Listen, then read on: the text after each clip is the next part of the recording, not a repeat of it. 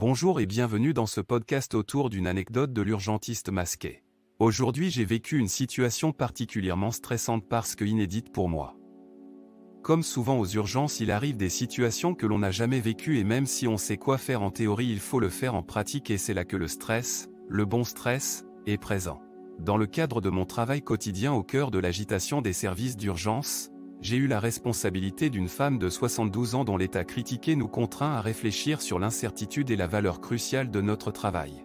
Madame souffrait d'un malaise qui s'est manifesté par une perte de connaissance et des vertiges.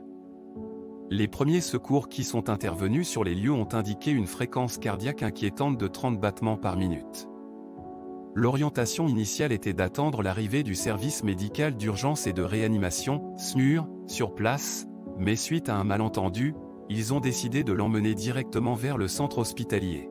À son admission au service des urgences, je me suis retrouvé devant une dame souffrant d'une bradycardie extrême, c'est-à-dire une fréquence cardiaque anormalement basse. Elle était porteuse d'un stimulateur cardiaque, communément appelé pacemaker, installé il y a plusieurs années suite à un blocage complet entre les oreillettes et les ventricules de son cœur.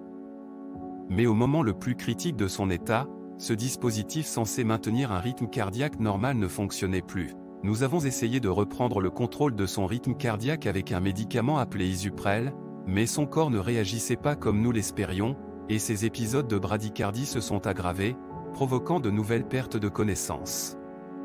Nous avons dû lui administrer d'urgence un autre médicament, l'atropine, et à un certain moment, nous avons même dû effectuer un massage cardiaque.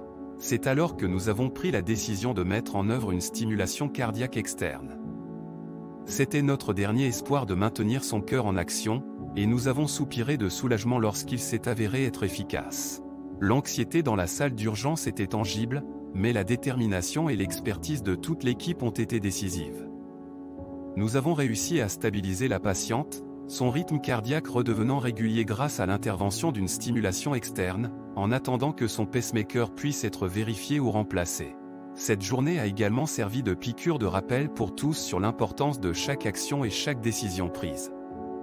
Elle a mis en évidence la précarité de la vie d'un patient, mais aussi la puissance de la médecine d'urgence. Je souhaite exprimer mes sincères remerciements à tous les membres de l'équipe pour leur diligence et leur professionnalisme. Ce sont ces moments où nous assistons à la lutte acharnée pour préserver une vie qui renforce notre engagement envers nos patients et notre mission. #rapport de garde pour les urgences, #médecine d'urgence, #une journée dans la vie d'un médecin.